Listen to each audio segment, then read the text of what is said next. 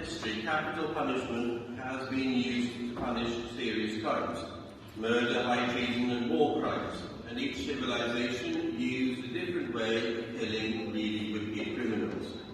The Jews would stone someone to death. In Britain until 1964, criminals would face the gallows. Romans practiced beheading and crucifixion. Crucifixion was used mainly for non-Romans during the time of the Roman Empire. Crucifixion was also an educating punishment. It was performed to discourage its witnesses from committing similar crimes. Victims would sometimes be left on display after death as a warning. Crucifixion was usually intended to provide a death that was particularly slow and painful. We have the English word excruciating, literally means out of crucifying. Crucifixion was also frightening and very public. And while crucifixion was an execution, it was also a humiliation. The condemned was forced to carry the cross beam to the place of execution and was usually stripped naked. It was indeed the most painful and humiliating death imaginable. So you may wonder, why am I mentioning the horrors of death by crucifixion? The reason is that later on, at the end of the service, we will venerate the Holy Cross. And I would like us to understand what it means when we say that Christ was crucified for us. For our sake, he suffered the most painful and humiliating death, as if he himself were a criminal. On this day, we are called to venerate the cross, to draw strength and grace from it. We are almost in the middle of the period of the Great Fast. And today's feast gives us all the opportunity to reflect on some basic principles and truths of the Christian faith. So, have you ever wondered why was the cross chosen as the symbol of Christianity? Judaism has the Star of David. Perhaps Christianity could have chosen the Star of Bethlehem.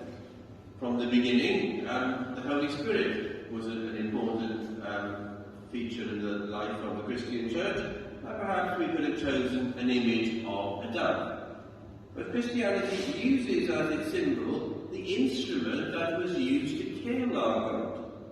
That is not the reason why we use the cross as a symbol. We use it as a symbol because of what God chose to do with the cross. God changed the cross from a sign of death and defeat into a sign of hope, promise and expectation. Today, we stand proudly with the cross as our symbol because, as we say in the hymn, through the cross, joy has come to the whole world. God has not finished bringing resurrection to his people.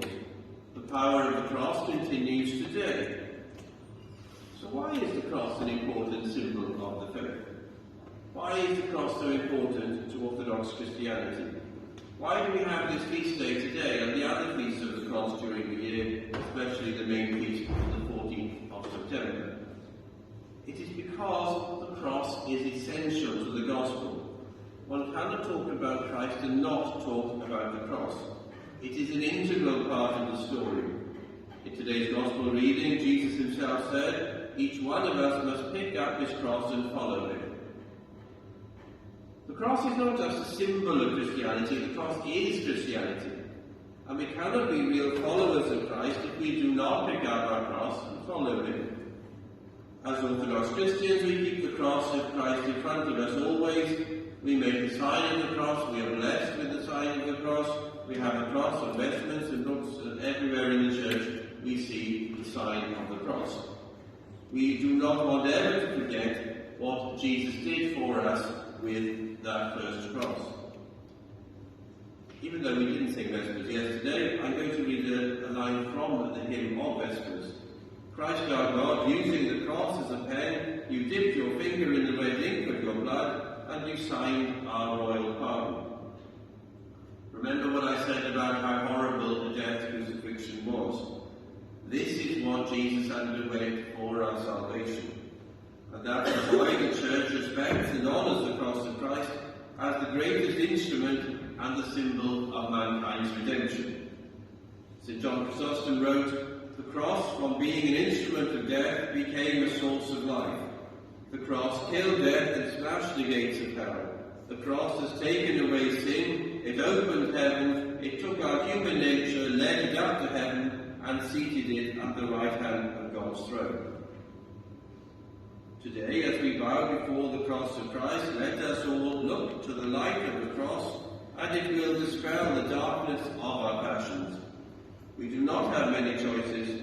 Either we accept the liberating power of the cross of Christ and we are saved, or we are still slaves of sin and we perish. The call to redemption is always open if we decide to accept it. The Lord is waiting for us. Let us make no delay. May Christ our God, by the power of his cross, protect us from the assaults of the devil and help us to finish the course of the 40-day fast. May he make us worthy to worship his sacred passion and life-bringing resurrection, and have mercy upon us and save us. Amen. And the blood.